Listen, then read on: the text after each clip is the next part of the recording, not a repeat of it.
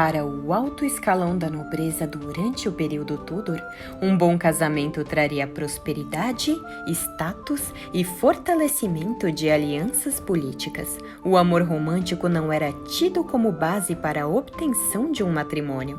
No entanto, entre os anos de 1430 a 1565, 7 senhoras, próximas ao trono, enfrentaram a ira real e escandalizaram o reino ao se casarem por amor com homens considerados como sendo socialmente inferiores. Ao fazerem isso, elas mudaram o curso da história. Apesar do risco do ostracismo, o amor ocasionalmente triunfou e existiram mulheres que lutaram para se casar com maridos pertencentes a um escalão inferior. Desde que ambas as partes tivessem interesse em lutar um pelo outro, nem mesmo a indignação por parte dos parentes poderia romper com uma união vista como inadequada. No vídeo de hoje, conheceremos um pouco sobre 7 mulheres que tiveram a coragem de romper com a tradição a fim de se casarem por amor. Catarina de Valois.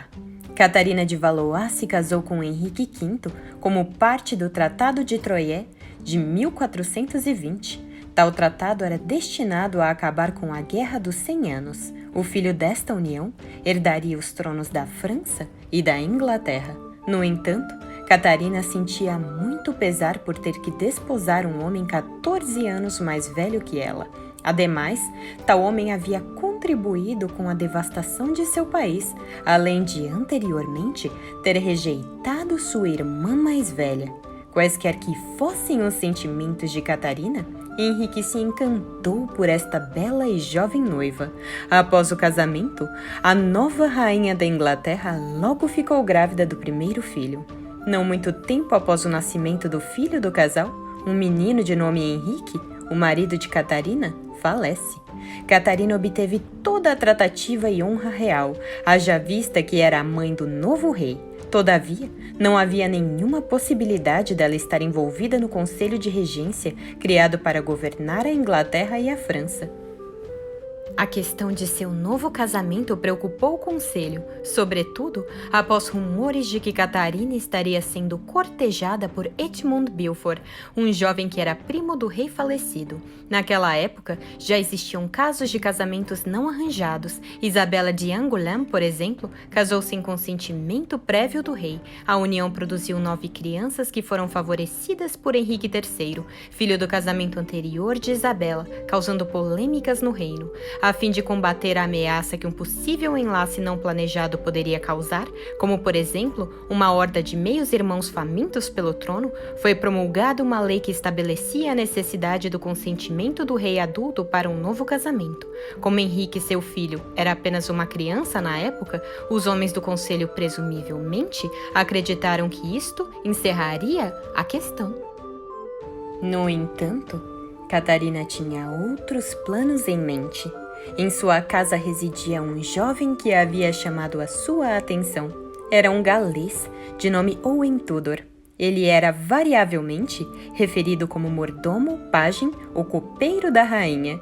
Em um dos contos românticos sobre eles, é dito que o namoro entre Owen e Catarina teve início da primeira vez em que se encontraram, quando ela, rodopiando durante uma dança, escorregou e caiu em seu colo. Catarina morreu com apenas 35 anos de idade durante o isolamento ao qual ela havia sofrido, haja vista que foi banida após sua indiscrição. Owen permaneceu como um servo fiel da casa de Lancaster.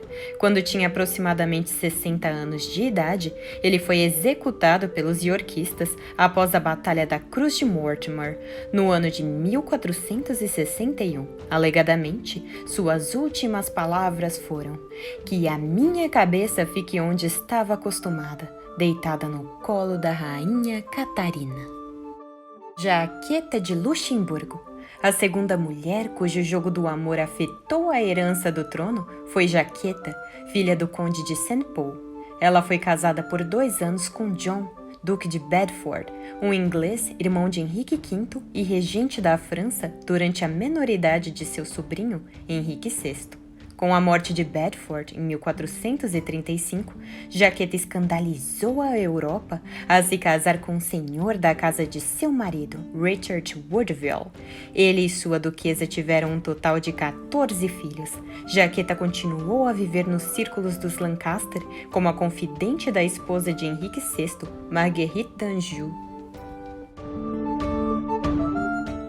Cecily de York. 70 anos se passariam antes que o próximo escândalo real despontasse. Cecily de York também atraiu a atenção do reino quando decidiu se casar por amor. Cecily anteriormente havia se casado com John, visconde de Wells, que era meio-tio do rei. Tempos depois, Henrique VII casou-se com a irmã de Cecily, Elizabeth de York, a filha mais velha do monarca Eduardo IV. Em 1503, Cecily já estava viúva há 3 anos e então decidiu se casar com Thomas Kyme, que vinha de uma família nobre de menor porte, os Lincolnshire. A jovem tinha um relacionamento próximo com Margaret Beaufort, mãe do rei. No entanto, isso não foi o suficiente para salvá-la da desgraça. Henrique VII se viu chocado com a situação e, sem dúvida, havia planejado organizar um casamento mais vantajoso para sua cunhada. O rei, então, tomou uma dura decisão. Baniu Cecily e Kyme da corte e confiscou suas propriedades. Maria Tudor, rainha da França. Em quarto lugar na nossa lista de moças apaixonadas, temos Maria, a bisneta de ambas as mulheres que mencionamos anteriormente, Catarina de Valois e Jaqueta de Luxemburgo. Maria era irmã do monarca Henrique VIII da Inglaterra. Em 1514, ela foi prometida em casamento a Carlos de Castela. No entanto, tais planos foram abandonados. Carlos, que então tinha 14 anos de idade, estaria em meio a uma articulada peça arranjada para ele por seu avô, o imperador Maximiliano. Na ocasião, seu avô comunicou que Maria, uma mulher com então 18 anos de idade, era demasiadamente velha para o neto. Diante de tal situação, a cerimônia foi repentinamente adiada. Esse acontecimento foi parte de uma peça maior no jogo de poder do imperador Maximiliano, que havia secretamente feito um acordo de trégua com um inimigo em comum dele e de Henrique VIII, Luís XII da França. Henrique, no entanto, tentou superar as artimanhas de Maximiliano ao orquestrar o casamento de Maria com o próprio Luís XII, que havia recentemente ficado viúvo. Tal situação não foi aceita por Maria, que viu na ideia de casar-se com um homem tão mais velho algo pouco animador. Luís já era um idoso e sofria com uma doença chamada gota. 3 meses após o casamento, ele faleceu. Maria, então, rapidamente se casou com Charles Brandon. Brandon era filho do porta-estandarte de Henrique VII e ficou órfão quando seu pai foi morto na Batalha de Bosworth. O jovem tinha sido criado na corte, tornando-se amigo próximo e companheiro de justas de Henrique VIII. Em 1514, ele havia recebido o título de Duke of Suffolk, mas isso não fez dele um cônjuge adequado para a irmã do rei, e Henrique VIII ficou furioso com o enlace. Antes de ser perdoado, o casal foi obrigado a pagar uma multa exorbitante. Maria e Charles ficaram juntos por 18 anos até o falecimento dela. Catarina Willoughby. Após a morte de sua esposa Maria, Charles Brandon não perdeu tempo e tentou se casar com sua protegida, uma jovem de 14 anos de idade chamada Catarina Willoughby. Ela estava inicialmente prometida ao seu filho. Como duquesa de Suffolk, Catarina era uma figura importante na corte durante os últimos anos do reinado de Henrique VIII. Havia alguns rumores de que Henrique poderia fazê-la sua 7ª esposa quando ela ficou viúva em 1545. Sendo uma amiga próxima da rainha Catarina Parr, ela também era uma conhecida adepta do protestantismo. Por volta de 1553, Catarina se casou com Richard Bertie, que era de status bastante inferior, filho de um mestre pedreiro. Bertie foi empregado na casa de Catarina como oficial de diligências e mestre dos cavalos, um papel que deu muitas oportunidades ao casal para o desenvolvimento de um relacionamento, pois ele estaria presente em todas as ocasiões. As visões protestantes religiosas de Catarina e Bertie se tornaram mais radicais com o passar do tempo, e eles deixaram a Inglaterra durante o reinado de Maria I, regressando quando Elizabeth I se tornou rainha. No entanto, a nova monarca não gostava de Catarina e suas perspectivas radicais, e a duquesa, junto de seu marido, passou a não ser mais bem-vinda na corte. Frances Brandon. Casamentos impróprios parecem ter sido comuns na família Suffolk. Frances Brandon, filha de Maria e Charles Brandon, foi casada aos 16 anos com Henrique Grey, Marquês de Dorset. Henrique foi um zeloso reformador protestante e, juntamente com o Duque de Northumberland, tentaram arquitetar um golpe de estado a fim de colocar sua filha mais velha, Lady Jane Grey, no trono inglês, no lugar de Maria, filha de Henrique VIII. Quando Maria assumiu o trono, ela perdoou os Suffolks, talvez por ter se lembrado de que ela e Frances haviam sido companheiras íntimas em tempos passados. No entanto, uma segunda rebelião envolvendo Henrique seria demais, e ele e Jane foram executados. Frances novamente foi perdoada e, junto com suas filhas, foi mantida perto da rainha até que ela se casou novamente no ano de 1555. Sua escolha recaiu sobre um de seus próprios servos, Adrian Stokes. O casamento foi considerado ultrajante, não só devido à disparidade de status dos dois, já que Stokes era mestre de cavalos da duquesa, mas também porque ele tinha 22 anos e ela 38. O casal passou apenas 4 anos juntos e seus 3 filhos morreram na infância, antes da morte da própria Frances em 1559. Maria Grey. Todas as senhoras mencionadas até agora encontraram a felicidade, ou pelo menos a tranquilidade com seus maridos, não importa o quão chocantes seus casamentos tenham sido. No entanto, essa última mulher de nossa lista teve uma história mais triste. Nascida em 1545, Lady Maria Grey era a filha mais jovem de Frances Brandon, duquesa de Suffolk. Maria, que era a dama de companhia de Elizabeth I, era uma mulher muito baixa e sofria de escoliose. Em um período em que a aparência externa era considerada um aspecto importante da realeza, sua condição física fazia com que Maria fosse uma escolha improvável como candidata na linha sucessória ao trono inglês.